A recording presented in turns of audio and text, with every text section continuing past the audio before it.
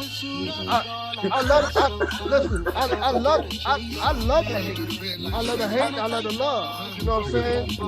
All intentions is better than none.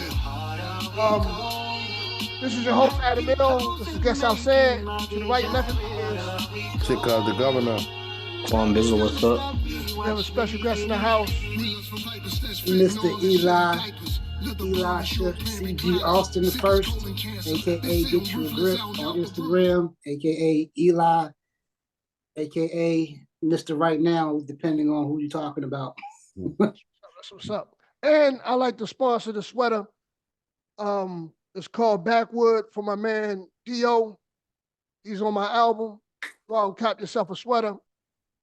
We had a link in the subscription where to get the merchandise. Like, subscribe, leave a comment, love, hate, we accept it all. All right, let's get into it. I want to briefly talk about 21 Savage album, but then I want to get into the topic at hand with Sexy Red and the way hip hop is going in the direction far as the females and stuff like that.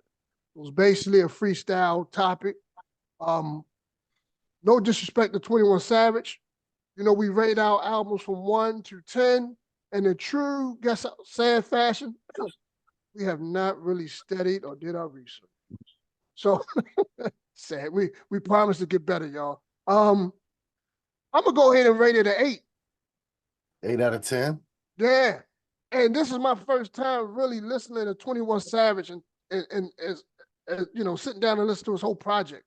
And I thought I was going to be, oh man, I struggled to get through, you know, because I ain't gonna hold you. Every feature he did with Drake, really didn't like.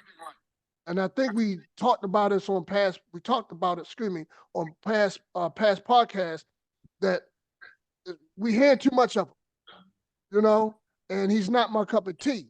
You get what I'm saying?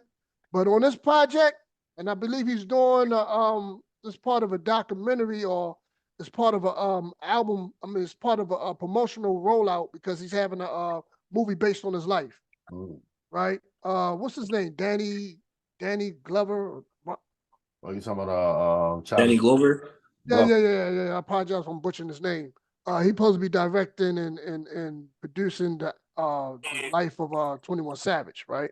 But this album, man, from beginning to end, probably had like one bad apple. Just I'm impressed. I am officially a new 21 Savage fan. Straight up. This album was put together very, very well. And I'm gonna go on a limb and said I like this better than the man from Griselda. Benny the Butcher. I like it better than the Benny the Butcher album. Ooh. Wow. I do.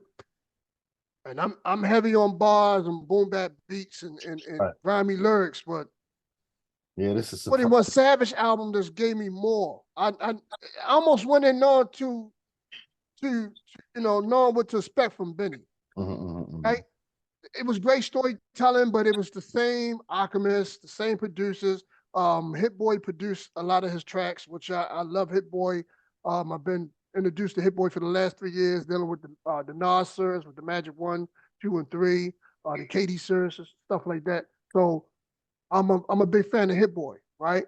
But I just think that for this to be Benny the Butcher's first, and I'm digressing, first official album off of Def Jam, I was expecting more, something more personal. I mean, more of an artistry dealing with Benny the Butcher.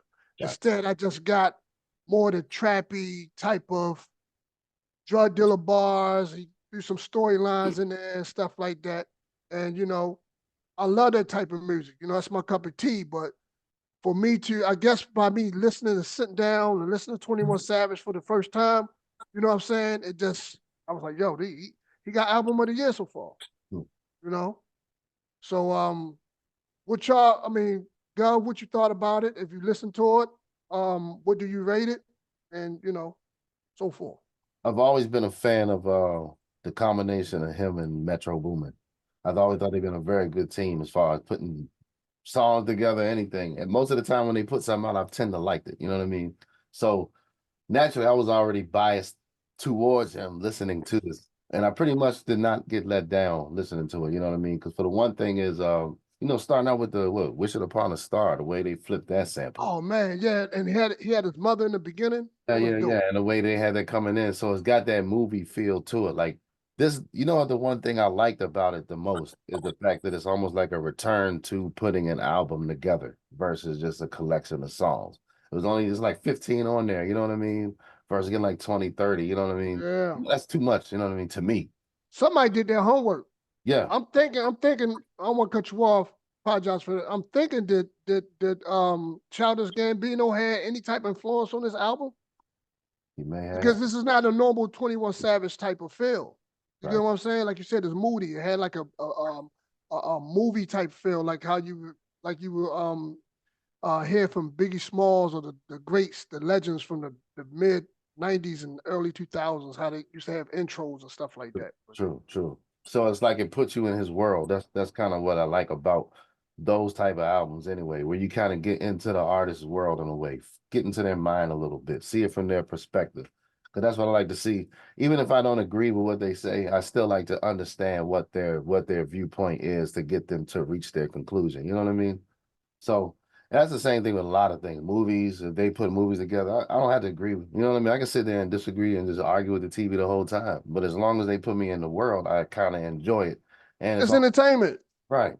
At the end of the day. So that's the one thing I like about it. I definitely like the sound, like between everything, it's just clean, I just like the way it sounds. So the sonics of it, the flow of the album pretty much is pretty good to me too, And he had Thug on it too. He had Thug on there as well. Mm-hmm. So what you give it from 1 to 10? 1 to 10. I guess in this era, I would probably give it like a good 7. That's what's up. I gave it an 8. You gave it a 7, Quan Bizzle. Not gonna lie, I'm not really too much of a listener of 21 Savage. I mean, I'm very familiar with him between 2016 and 2017, when he was more in his like trap era, 21 Savage, like the mumble rap era and everything like that. I'm more familiar with that 21 Savage. But his features of Drake kind of put sour taste in my mouth when it came to his Pause. What? Pause, man. Pause. You gotta say pause, man. Yeah, pause. But no, it kind of put a sour taste in my mouth. Ever since he started doing songs with Drake, I'm not gonna lie, I started to really not like him as an artist. Probably because you see him everywhere on everyone's album. Like literally, you see him on everybody's album these days. But this album gave me a very different outlook on him as an artist. Wow. And some of the songs he had on there, I felt like at least he was putting effort into it. You know what I mean? Now I'm not gonna say this is anything new and different. Some of the same lyrics are recycled, as you can hear. The beats are decent, but at least he was trying with this album, and I could appreciate that. And I feel like with many more albums in the future, he's gonna get better and only better. So that's all I gotta say with that. Yeah, if you stick with the same formula. So what you give it? I give it a strong 7 out of 10. That's what's up. Sounds okay. All right, brother Eli, what you if you heard it, I don't know if you heard it, you probably did. Probably like us, skimmed through it. It was too busy to sit down with it. But what do you think about the album? Just to be fair, I haven't listened to 21 Savage body of work recently. Not since I've been a fan of Baltimore artists, and I want to focus on Baltimore artists because for every track or every album 21 Savage puts out, I think there's 10 other better artists in Baltimore. So I can't necessarily be fair and give my opinion about him. For one, based off the history, based upon his origin story. I like authentic artists. I don't like people who tell fake stories and doesn't really live the life that they live in. And if I'm gonna, speak on artists that I respect, I'm gonna say King Phantom. I'm gonna say Jay Sykes from Baltimore. I'm gonna say Radio AMR in DC. I'm gonna say Lodi Wynn, aka Alexander Clark. And don't ask me about females because I'm still gonna say Kimmy A. Workman as a body and beast. I'm still gonna say Crystal Lee is a body of beast. I'm still gonna say Shanny is going as a body of beast. And I'm gonna say there's 20 other people in the DMV area that's 10 times better than anyone else that has phony stories to tell. Yeah, that's so I respect him as an artist, and I like what the performances that he does give for folks to be entertained by. So true.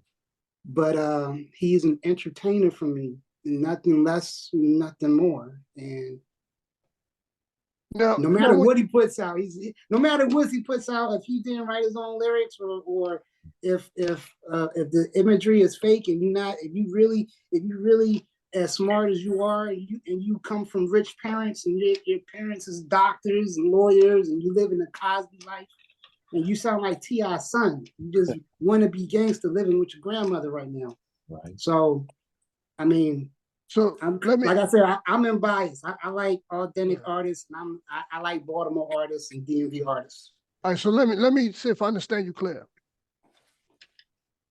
You're insinuating, or you're saying, well, you're saying that 21 Savage is not who he say he is, like he doesn't have his background or pedigree, or he doesn't, like we can't go to Atlanta and he can't.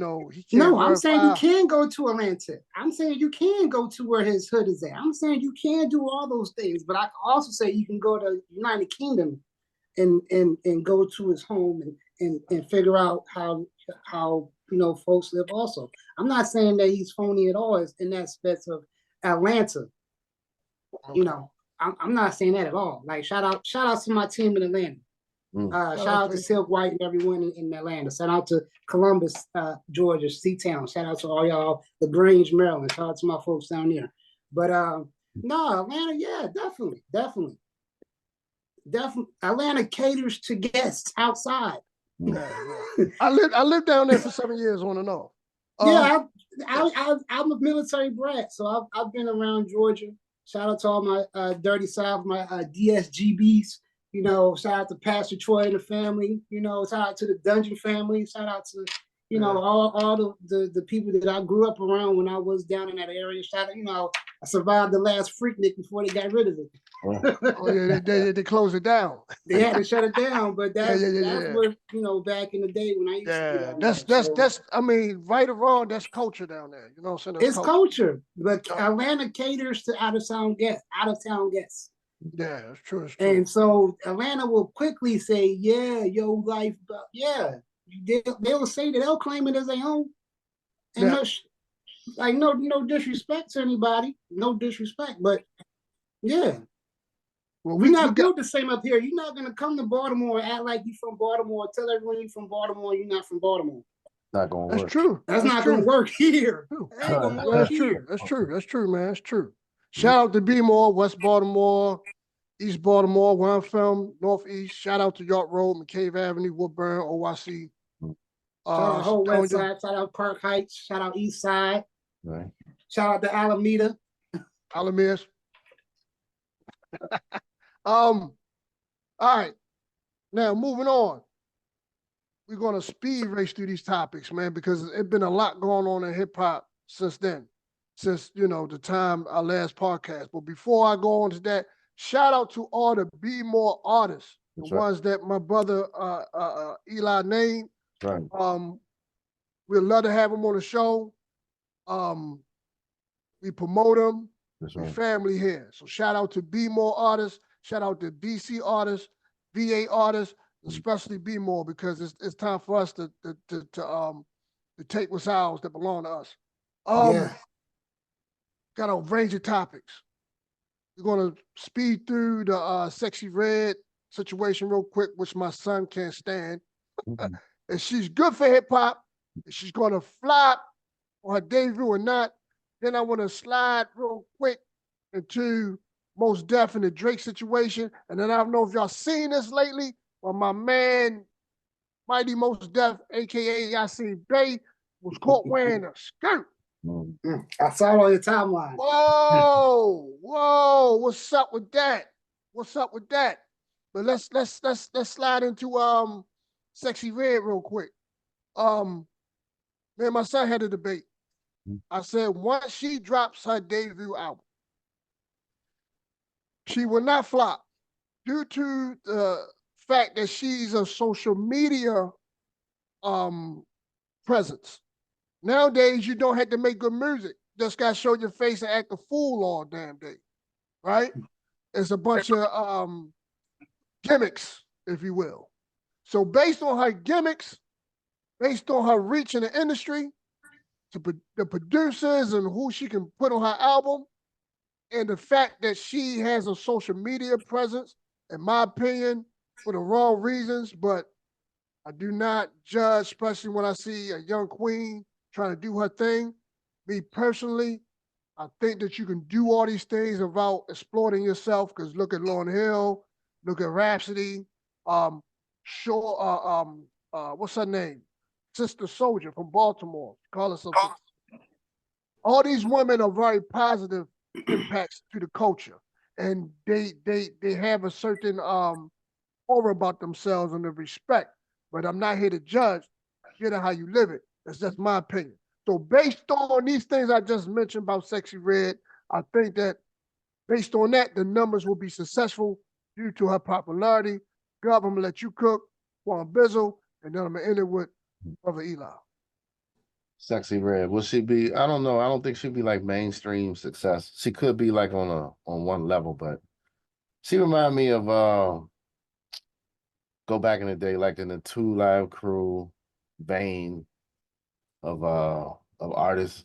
Like there's always a lane for that, like, I understand there's always a lane, but I don't know if that could be, I don't know if that's something we really want to be the mainstream anyway, because given the fact that we got daughters growing up and people looking up to different things, but you could say the same thing when it comes to a lot of negative things that we got when it comes to the male artists as well. But the one thing I'll say, because I like what Eli was saying earlier, because it's kind of like the caveat that I was kind of not saying, but saying when I said in this era, I give that other one a 7. You know what I mean? Because when it comes down to being authentic and true, she might be, I think that she is legitimately showing her authentic self. You know what I mean? I don't think that she's faking about that at all. Because, every single aspect of all the ones that I've ever met in my day, she's clicking every single one of them boxes. You know what I mean? So I know that's what she's doing. But when she's trying to compete with the Ice Spices of the world and the rest of that, I don't know how long her longevity could be. You know what I mean? So, Would it flop? Would it flop? Do you think her album is going to be a flop, or it's going to be flop or not? What do you think? Flop or not? What you think? Flop or not. I say if they expect it to be industry like standard, like success, I say flop. Yeah. Flop. Yeah. I beg to differ. Juan. 100% is going to flop. There's no argument about it's going to flop. We've seen too many artists like her before her come, and she's really no different. There's really nothing special about her.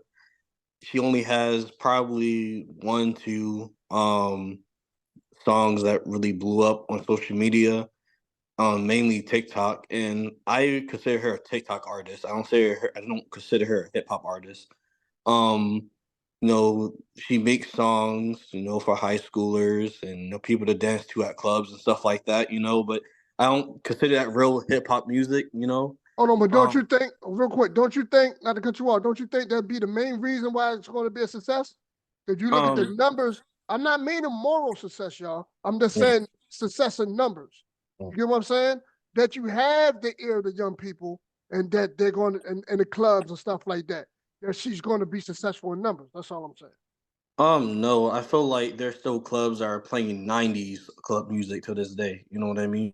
So it's all about what sticks and the longevity of the music itself. And I feel like her songs don't really have longevity. I mean, if you look on social media right now, you don't see her stuff being played in much videos because we live in a very fast paced society where people are looking for the next thing always. They're always looking for the next hit song. Live and forget. Like boom, you Yeah. hot now, tomorrow you forgotten about. Yeah, I think that's the problem for a lot of artists these days. That's not only her, male or female, is that they don't have longevity. And I think the labels, they're looking for artists with longevity, you know. I don't think the labels looking for anybody now. I mean, from the grapevine, they normally going across seas now to look for acts and stuff like that. But we're talking about the numbers. We're not talking about whether she's going to have staying power or not. We're saying just based off her height, based off of the demographic, the people that listen to her music, that her numbers are going to be successful. I believe it is. And as far as she's hip hop or not, that's up to the personal opinion. Myself, from what I heard from her, no, she's not considered hip hop. But again, it's just my opinion. I'm gonna let Brother Eli, finish the topic on this one. I don't know if most definitely. I don't know if y'all want me to hear my opinion on this one. Nah, man, we want it. All right. To answer your question, as far as will she succeed, the answer is simply yes. And because the industry wants her to succeed, because ignorance is bliss. So I want to open up by saying that I've heard of her through social media. I'm upset that I actually had to listen to her music today to make sure that I'm qualified to give my opinion on her lyrics. Oh. So she will succeed because that's what the industry wants people to understand, and her audience. And I don't know for the life of me why in the world anyone get upset. Her audience is pushing her to be number one.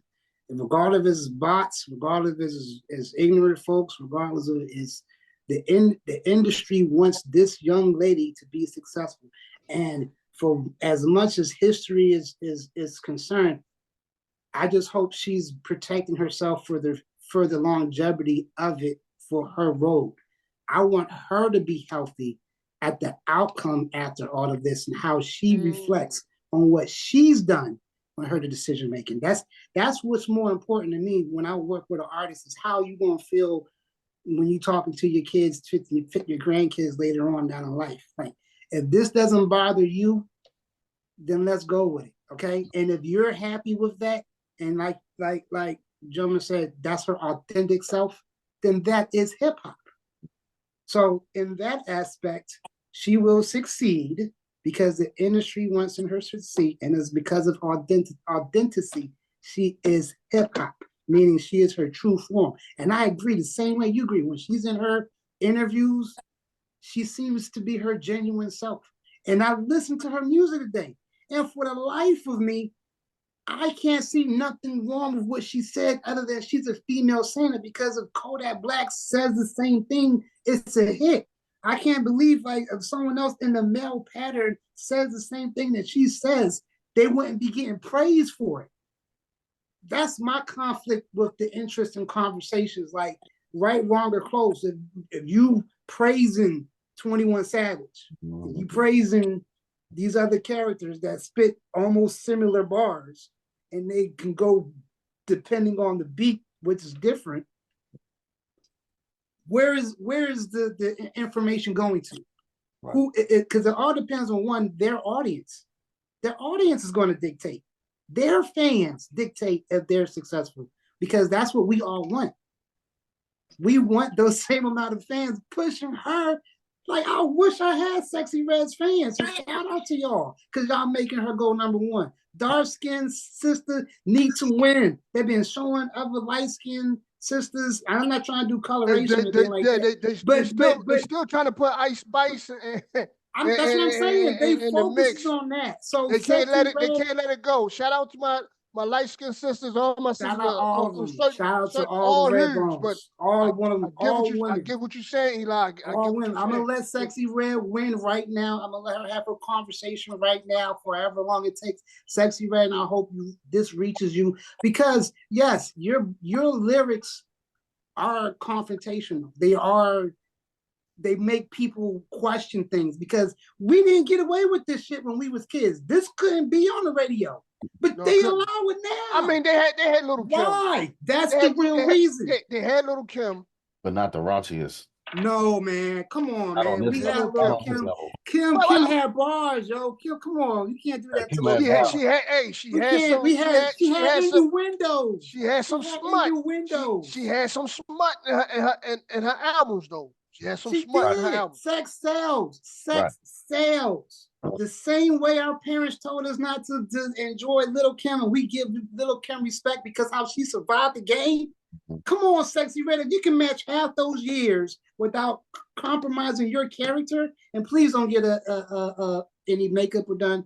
But if you be authentic, your fans gonna support you because that's what they supporting. That's what's up. Hey, real quick, because we got like 10 minutes left. What y'all feel about the Yasin Bey thing, man? Talk to me. Is that real, or is that AI, or is that photo? Oh, yes. And you know what? That's a good point. That's a beautiful point.